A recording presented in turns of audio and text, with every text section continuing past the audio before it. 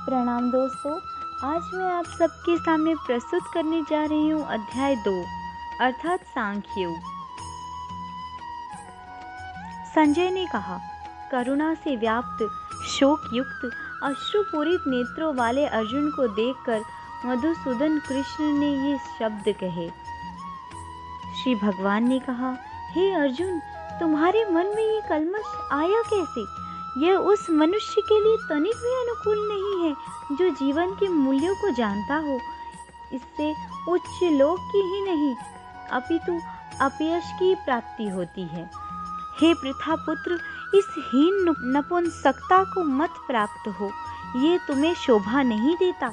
ये शत्रुओं के दमन करता, हृदय की शूद्र दुर्बलता को त्याग कर युद्ध के लिए खड़े हो जाओ।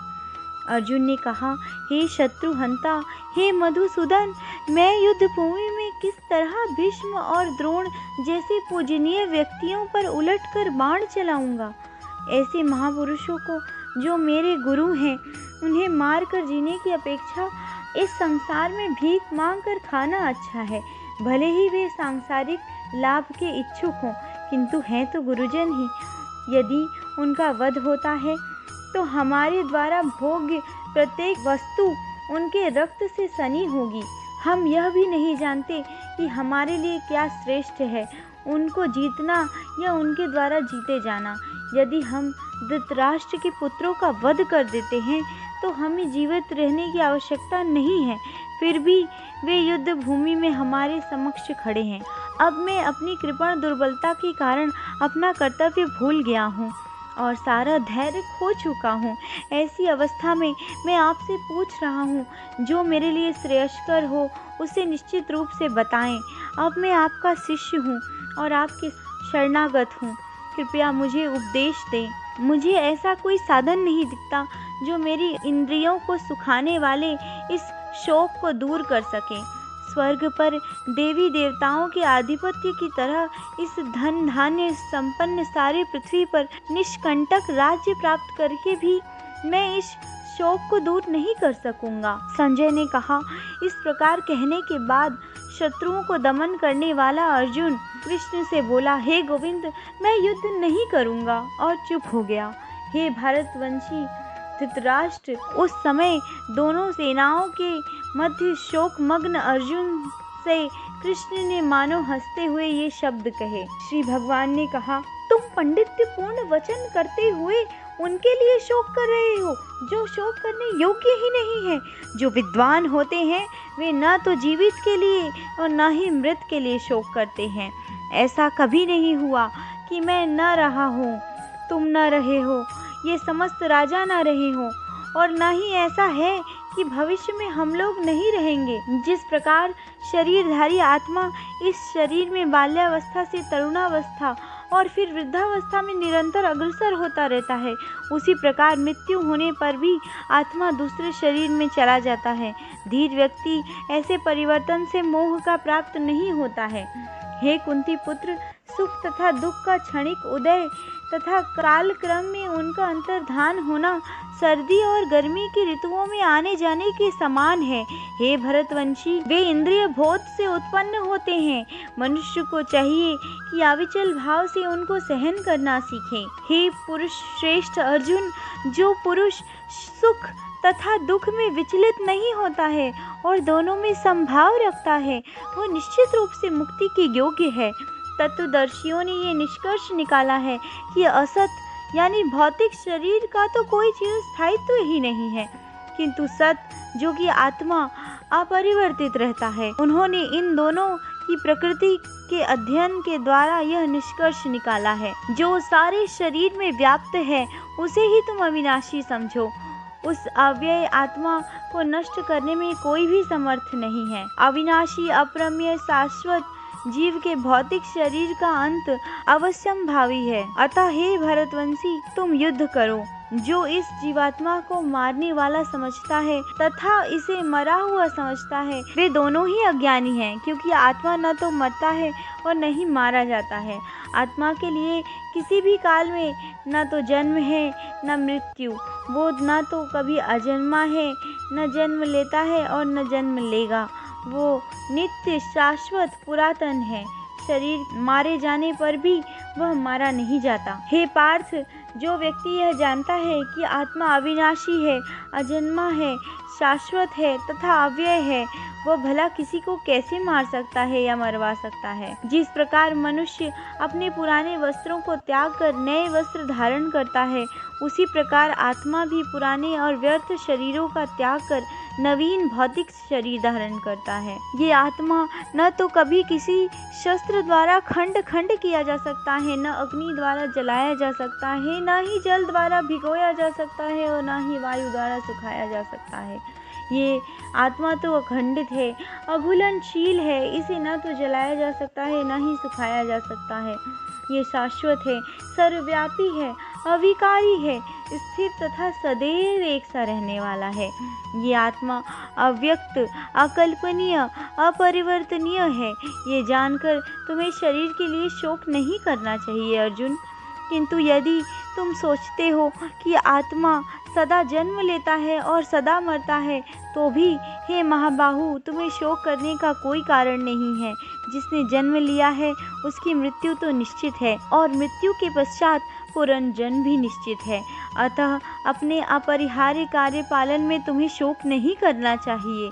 सारे जीव प्रारंभ में अव्यक्त रहते हैं, मध्य अवस्था में व्यक्त होते हैं, विनष्ट होने पर वे पुनः अव्यक्त हो जाते हैं।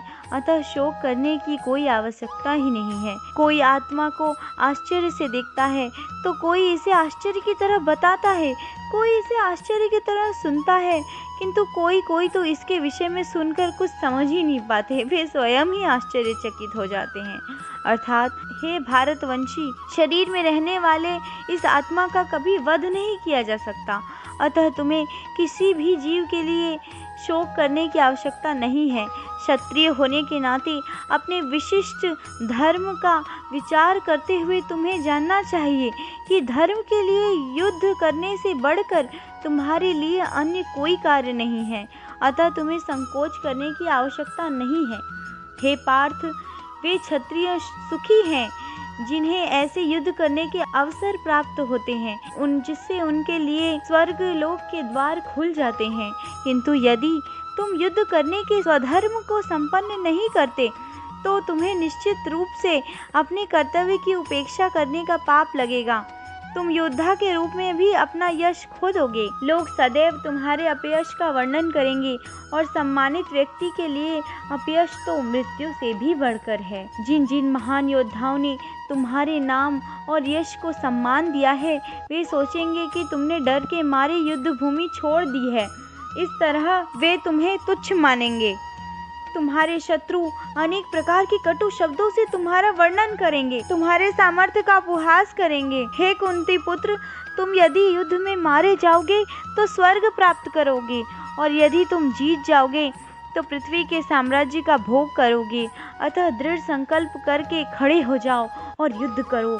तुम सुख या दुख, हानि या लाभ, विजय या पराजय का विचार किए बिना ही युद्ध के लिए तैयार हो जाओ। ऐसा करने पर तुम्हें कोई पाप नहीं लगेगा। यहाँ मैंने वैश्लेषिक अध्ययन यानी सांख्य द्वारा इस ज्ञान का वर्णन किया है।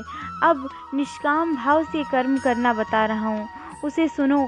हे पृथा पुत्र, तुम यदि ऐसे ज्ञान से कर्म करोगे तो तुम्हें कर्मों के बंधन से अपने आप को मुक्त कर सकते हो। इस प्रयास में न तो हानि होती है न ही हास, अपितु इस पथ पर की गई अल्प प्रगति भी महान भय से रक्षा कर सकती है।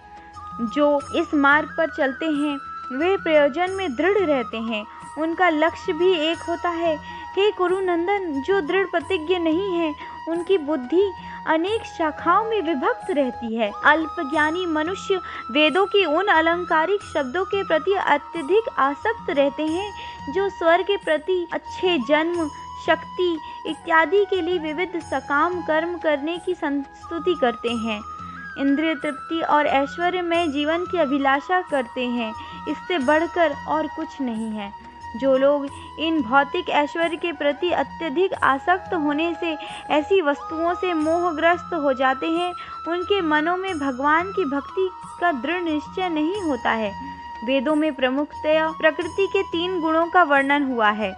हे अर्जुन, इन तीनों गुणों से ऊपर उठो, समस्त द्वैतों और लाभ तथा सुरक्षा की जानकारियों तथा उन चिंताओं से मुक्त हो जाओ। इनसे मुक्त होकर आत्मपरायण बनो। एक छोटे से कूप का कार्य एक विशाल जलाशय से तुरंत पूर्ण हो जाता है। इसी प्रकार वेदों के आंतरिक तात्पर्य जानने वाले को उनके सारे प्रयोजन सिद्ध हो जाते हैं। तुम्हें अपना कर्म करने का अधिकार है, किंतु कर्म के फलों के तुम अधिकारी नहीं हो।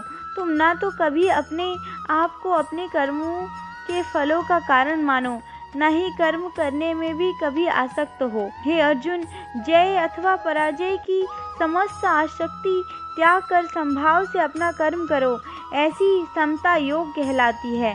हे धनंजय, भक्ति के द्वारा समस्त ग्रहित कर्मों से दूर रहो। उसी प्रकार से भगवान की शरण ग्रहण करो। जो व्यक्ति अपने सकाम कर्म फलों को भोगना चाहते हैं वे कृपण हैं। भक्ति में संलग्न मनुष्य इस जीवन में ही अच्छे तथा बुरे कार्यों से स्वयं को मुक्त कर लेता है। अतः योग के लिए प्रयत्न करो, क्योंकि सारा कार्य कौशल यही है। इस तरह भगवत भक्ति में लगे रहकर बड़े बड़े ऋषि मुनि अथवा भक्तगण अपने आप को इस भौतिक संसार के कर्म के फलों से मुक्त कर लेते हैं। इस प्रकार वे जन्म अथवा मृत्यु के चक्र से छूट जाते हैं। भक्त के पास जाकर उस अवस्था को प्राप्त करते हैं जो समस्त दुखों से परे है। जब तुम्हारी बुद्धि मोह रूपी सघन वन को पार कर जाएगी तो तुम सुने हुए तथा सुनने योग्य सब के प्रति अन्यमनस्क हो जाओगे। जब तुम्हारा मन वेदों की अलंकारमयी भाषा से विचलित ना हो और वह आत्म साक्षात्कार की समाधि में स्थिर हो जाए, तब तुम्हें दिव्य चेतना प्राप्त हो जाएगी। अर्जुन ने कहा, हे कृष्ण, आध्यात्म में लीन चेतना वाले व्यक्ति के लक्षण क्या है? वो कैसे बोलता है? उसकी भाषा क्या है? वो किस तरह से उठता बैठता है? श्री भगवान ने कहा, हे पार्थ, जब मनोधर्म से उत्पन्न होने वाली इंद्रिय तृप्तियों की कामनाओं का मनुष्य परित्याग कर देता है, तो इस तरह से विशुद्ध हुआ उसका मन आत्मा में संतोष प्राप्त कर लेता है। वह विशुद्ध दिव्य चेतना को प्राप्त हो जाता है, जो त्रय तापों के होने पर भी मन में विचलित नहीं होता अथवा सुख में प्रसन्न नहीं होता। जो आसक्ति भय क्रोध से मुक्त है, वो स्थिर मन वाला ही मुनि कहलाता है। इस भौतिक जगत में जो व्यक्ति ना तो शुभ की प्राप्ति से हर्षित होता है, ना ही अशुभ की प्राप्ति से उससे घृणा करता है, वह पूर्ण ज्ञान में स्थिर हो जाता है। जिस प्रकार कछुआ अपने अंगों को संकुचित करके खोल के भीतर कर लेता है, उसी तरह मनुष्य अपनी इंद्रियों को इंद्रिय विषयों से खींच लेता है और पूर्ण चेतना में दृढ़ता पूर्वक स्थिर हो जाता है। देहधारी जीव भले ही इस भोग से निवृत्त हो जाए, उसमें हमेशा ही सदैव इच्छा बनी ही रहती है, लेकिन उत्तम रस के अनुभव होने से ऐसे कार्यों को बंद करने पर वह भक्ति में स्थिर हो जाता है। हे अर्जुन, इंद्रियां इतनी प्रबल तथा वेगवान है, उस विवेकी पुरुष के मन को बलपूर्वक भी हर लेती हैं, जो उन्हें वश करने का प्रयत्न करता है। जो इंद्रियों को पूर्णतः वश में रखते हुए इंद्रिय संयमन करता है और अपनी चेतना को मुझ में स्थिर कर देता है, वह मनुष्य स्थिर बुद्धि कहलाता है। इंद्रिय विषयों का चिंतन करते हुए मनुष्य की उनमें आसक्ति उत्पन्न हो जाती है। ऐसी आसक्ति से काम उत्पन्न होता है और फिर काम से क्रोध प्रकट होता है। क्रोध से पूर्ण मोह उत्पन्न होता है।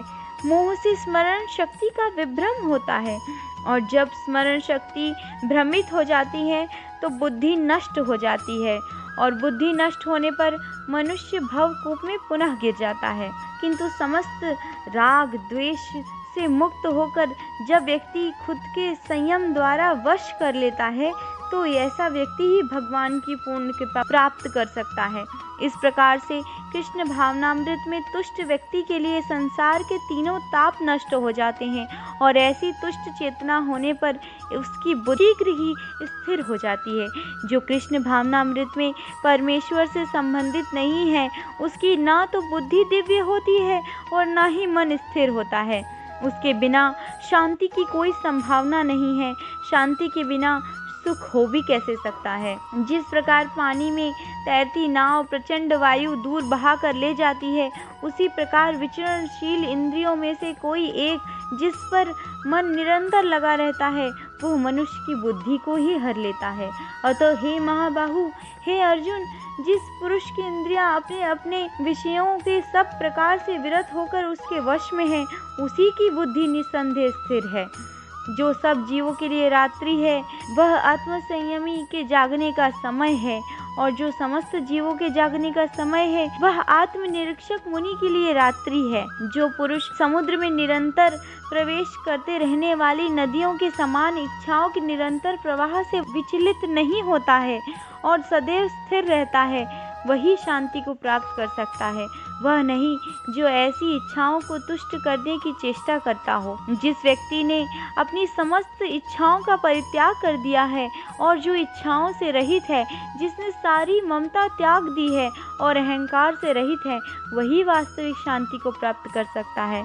यह आध्यात्मिक तथा ईश्वरीय जीवन का पथ है, जिसे प्राप्त करके मनुष्य मोहित नहीं होता। यदि कोई जीवन के अंतिम समय में भी इस तरह स्थिर हो तो वह भगवत धाम में प्रवेश कर सकता है।